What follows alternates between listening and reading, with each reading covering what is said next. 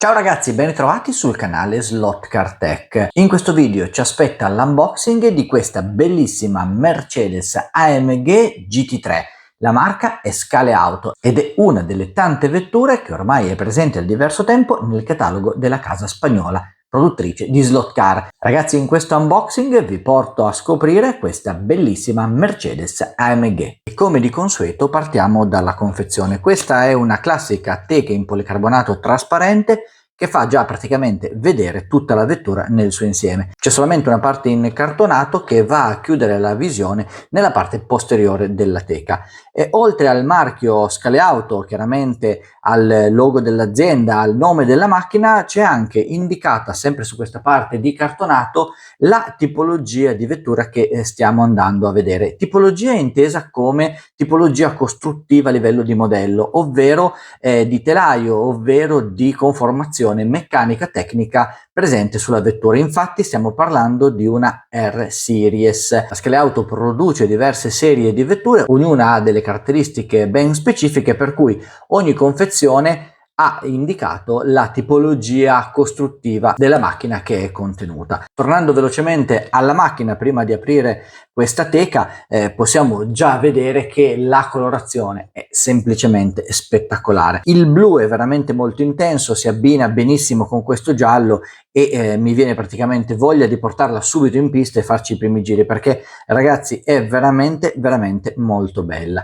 Ma prima di andarla a ammirare nel dettaglio dobbiamo chiaramente toglierla dalla confezione. Per farlo dobbiamo girare la teca sottosopra. Abbiamo una parte cartonata anche al di sotto della confezione stessa, andremo a toglierla in questo modo e si scopriranno queste due piccole viti che ci danno la possibilità di andare a staccare dalla basetta la nostra vettura. Quindi bisogna fare attenzione a non svitarle con la teca sottosopra per evitare che appunto la macchina possa cadere all'interno della teca stessa e magari rovinarsi. Quindi la prima operazione da fare è togliere la parte di teca trasparente che va praticamente a proteggere il nostro veicolo. Per farlo dobbiamo semplicemente andare a fare una leggerissima pressione da ambo le parti in modo tale da riuscire a svincolare le due parti, e così ci ritroviamo con la nostra basetta. Mi piace anche molto la parte in cartonato perché rimane fissa alla basetta stessa, quindi potete togliere la teca trasparente e vi rimane comunque la basetta con il nome Scale Auto, la tipologia di vettura e via dicendo. Dicevamo che dobbiamo staccare la nostra vettura da questa basetta, quindi prenderemo la nostra vettura in mano in modo da poterla tenere e solo arrivati a questo punto andremo a svitare queste due viti. Dobbiamo munirci di un cacciavite a croce e diamo così una prima occhiata anche alla vettura un po' più da vicino. Devo dire che una volta presa in mano questa Mercedes AMG è veramente bella, più bella ancora di quello che si vedeva all'interno della teca. Mi piacciono tantissimo, come abbiamo già detto, i colori, l'abbinamento di questo blu intenso con il giallo. Mi piace veramente molto l'alettone posteriore nero bordato di giallo con la scritta AMG in bianco, è veramente molto notevole. E poi mi piace anche molto il livello di dettaglio, di rifinitura. Vi faccio vedere alcune chicche. Ad esempio possiamo notare qui all'interno del cerchio sono presenti delle fotoincisioni a simulare il disco, ed è un disco forato. È veramente bello anche poter vedere questi piccoli dettagli su una vettura che comunque è una vettura che poi va utilizzata in pista. Mi piace anche molto la scritta Michelin sulle gomme perché rende sempre un po' più la vettura vicino alla realtà. Belli anche i due fanali anteriori, sono di colore giallo, non sono i semplici fanali anteriori bianchi trasparenti, e nel suo insieme donano comunque molta aggressività al frontale della vettura. È presente il gancio traino e qui incastonato nella griglia anteriore della vettura. Il gancio traino è presente anche nella parte posteriore, come lo possiamo vedere qua ad esempio. Tutti i dettagli sono veramente degni di nota. Abbiamo dei bellissimi specchietti, anch'essi con la parte riflettente a simulare lo specchio vero e proprio. Abbiamo un antennino in gomma, quindi è anche un po' più difficile romperlo in caso di urti o di capottamenti sulla pista, e poi abbiamo una serie di tampografie che sono decisamente ben eseguiti. Girando la vettura al contrario, quindi andandola a vedere nella parte del telaio, notiamo già subito a prima vista che è dotata di un telaio grigio, quindi un telaio mediamente morbida. Ha il banchino staccato dal telaio, adesso poi smontandolo andremo anche a vedere meglio le sue caratteristiche, e poi un pick up a lama avanzata, ed è anche un pick up ammortizzato, lo possiamo già anche vedere schiacciandolo, che ha una molla di ritorno di rinvio che ci permette appunto un basculamento verticale dello stesso. Insomma, una vettura decisamente bella da vedere, una vettura ben studiata, ben realizzata, una vettura che mi piace molto. Mi piace anche semplicemente tenerla come vettura espositiva. Adesso però è arrivato il momento di dividere quella che è la carrozzeria per andarla a vedere all'interno rispetto al telaio, e lo facciamo andando a svitare solamente due viti. Ne abbiamo una nella parte posteriore e una nella parte anteriore. Anche in questo caso, per svitare queste due viti avremo la necessità di utilizzare un cacciavite a croce. Come dicevamo, sono solamente due le viti che tengono insieme le due componenti principali di questa vettura, non hanno un passo metrico e potremmo anche dire che non sono delle viti imperdibili, nel senso che hanno solamente un pezzettino veramente molto piccolo del loro stelo non filettato, quindi per dare un primo basculamento sì, possono andare bene, però diciamo, ecco, non sono paragonabili magari a quelle che danno già comunque la possibilità di avere un basculamento importante. Sono comunque viti che permettono già alla vettura di poter essere settata per i primi giri in pista e iniziare così a capire il funzionamento di questa AMG. Iniziamo parlando della carrozzeria. L'abbiamo già vista dall'esterno nella sua parte appunto superiore, giriamola al contrario per andare a scoprire che cosa c'è all'interno di questa Mercedes Scale Auto. L'abitacolo, come oramai possiamo trovare in quasi tutte le vetture di ultima produzione, serve per contenere comunque i pesi. In questo caso abbiamo un abitacolo anche costruito con una plastica molto leggera, infatti anche al tatto lo possiamo sentire che è abbastanza morbido, quindi sicuramente se andassimo a smontarlo dalla vettura ne potremo anche apprezzare il suo peso. Non ha particolari fronzoli all'interno, chiaramente ci sono alcuni componenti in plastica che sono stati aggiunti, come ad esempio questa parte anteriore per andare a simulare poi il radiatore della vettura, e poi ci sono delle fotoincisioni qua e là sparse che vanno a creare quelle graticole molto belle anche da vedere, che sono le classiche prese d'aria della carrozzeria. Insomma, una carrozzeria insieme al suo abitacolo ben studiata, ben strutturata, mi sembra anche dal peso contenuto. Adesso andremo poi nello specifico a misurarne il peso, però vi devo dire che così a primo acchito mi sembra una carrozzeria decisamente leggera. E parliamo ora del telaio. L'avevamo già visto prima, è un telaio grigio, quindi un telaio medio, è un telaio praticamente piatto, come lo possiamo vedere anche nella parte sottostante. Gli unici fronzoli che troviamo sono nella parte posteriore, dove appunto viene simulato l'estrattore della vettura, ma chiaramente ci sta in una vettura di questo tipo, bisogna anche pensare all'estetica generale del modello. Questo telaio è un telaio che presenta un banchino svincolato, in questo caso abbiamo un banchino di tipologia angle winder posizionato sul telaio mediante 4 punti di attacco. Ne abbiamo 2 nella parte posteriore e 2 nella parte anteriore. Il banchino è un banchino classico Scale Auto, è un banchino componibile, quindi abbiamo la parte anteriore che va poi a essere avvitata su una parte posteriore, una culla diciamo principale, e in questo modo abbiamo la possibilità di dare ancora un pelino di torsione in più al nostro banchino motore. In più abbiamo poi la possibilità anche attraverso dei ricambi di andarlo a fissare eventualmente anche in una parte anteriore, quindi ad un unico punto di attacco, per cui possiamo avere una configurazione ancora più diciamo corsaiola di questa vettura rispetto a quella standard che ci viene proposta. Scale Auto ci propone comunque sempre componentistica già di tipo professionale anche per questa R Series, quindi abbiamo già tutto quello che ci serve per poter mettere la macchina in pista e iniziare a fare i nostri primi giri veloci. Possiamo così capire il comportamento di questa Mercedes AMG. Vediamo infatti che il motore è un motore a cassa lunga, è un motore Scale Auto, si tratta dell'SC0011B, è un motore da 20.000 giri per 265 grammi di coppia, quindi un motore che sicuramente sa spingere molto bene questa vettura e regalarci emozioni quando noi andremo a metterla sulle nostre piste dei vari slot club.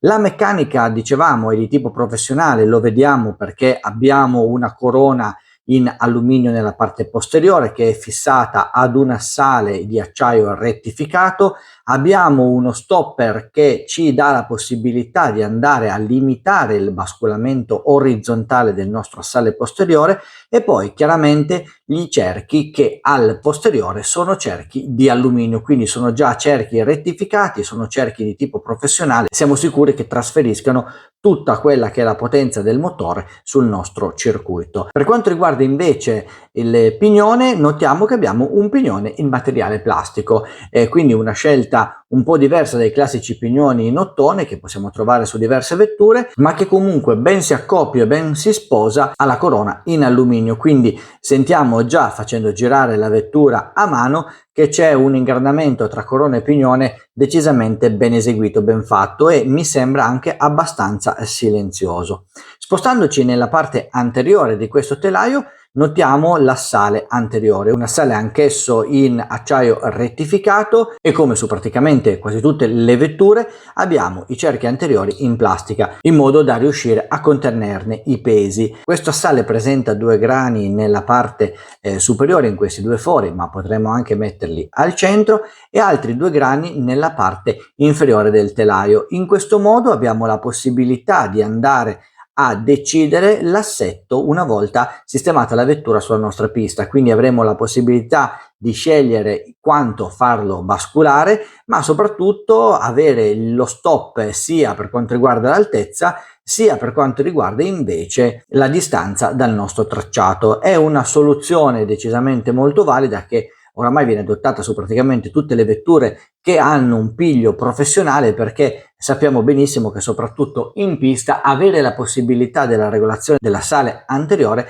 ci dà un qualche vantaggio in più, soprattutto nell'ingresso in curva. Il pick-up lo avevamo già visto, è un pick-up a lama avanzata, è un pick-up molleggiato, quindi ci dà anche quella sicurezza in più magari sui tracciati non troppo in piano, laddove magari troviamo qualche piccola asperità di assemblaggio.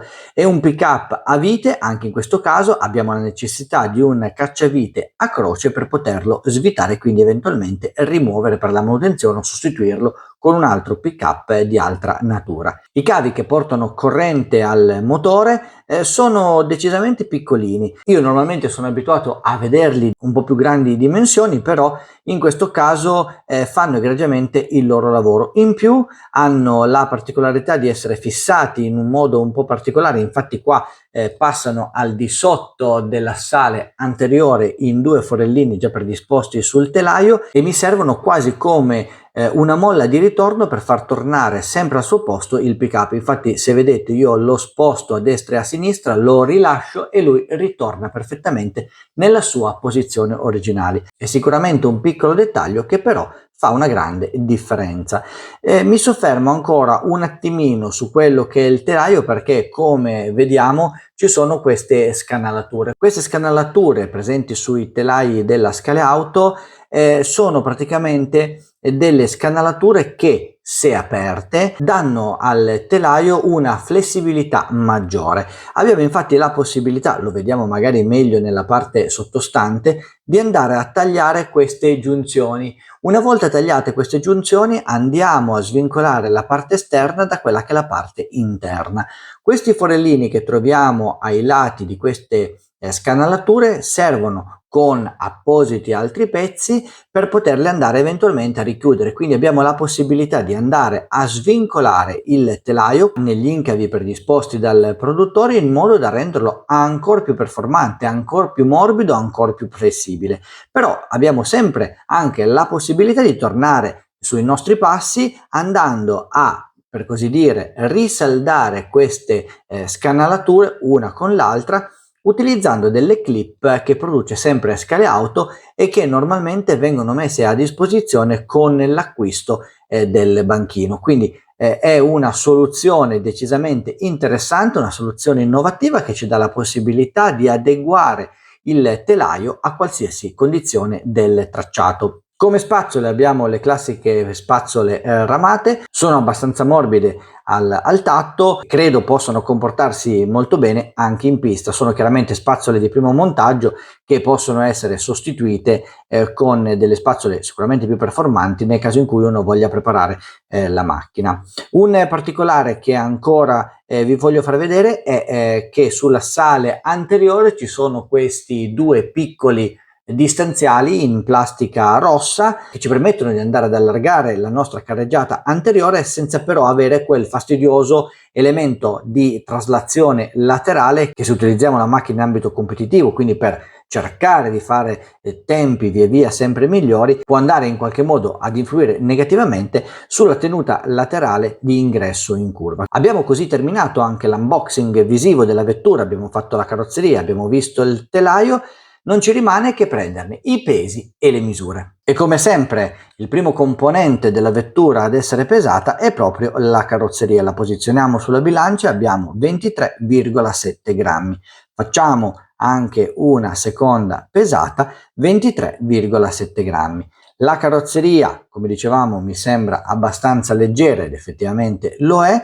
Adesso è il turno del telaio. Questo pesa 66,2 grammi, alziamo e riabbassiamo 66,2 grammi.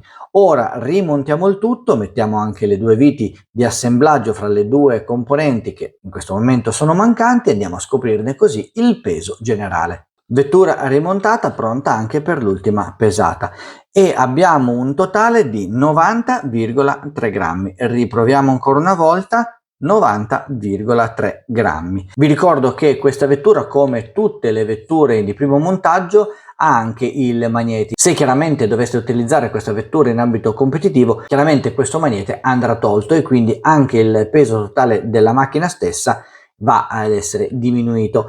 Adesso spostiamo la bilancia dal tavolo di slot Cartech e andiamo a prendere qualche misura. La lunghezza totale di questa Mercedes AMG è pari a 14,65 cm, quindi 146,5 mm. Presa la misura della lunghezza, preoccupiamoci adesso di prendere invece le misure di ingombro laterale. Nella parte posteriore la vettura misura 64,5 mm, quindi 6,45 cm. Nella parte anteriore mi sembra pressoché identica, andiamo comunque per sicurezza a prendere la misura ed in effetti è nuovamente 64,5 mm, 6,45 cm. Anche in questo caso è interessante andare a scoprire la distanza tra la sale anteriore e posteriore, che è pari a 82 mm, 8,2 cm. Ragazzi, abbiamo preso i pesi, abbiamo preso le misure, abbiamo visto la nostra Mercedes AMG GT3 della Scale Auto da vicino, l'abbiamo rivoltata come un calzino, non ci rimane che metterla in pista e vedere effettivamente le sue prestazioni.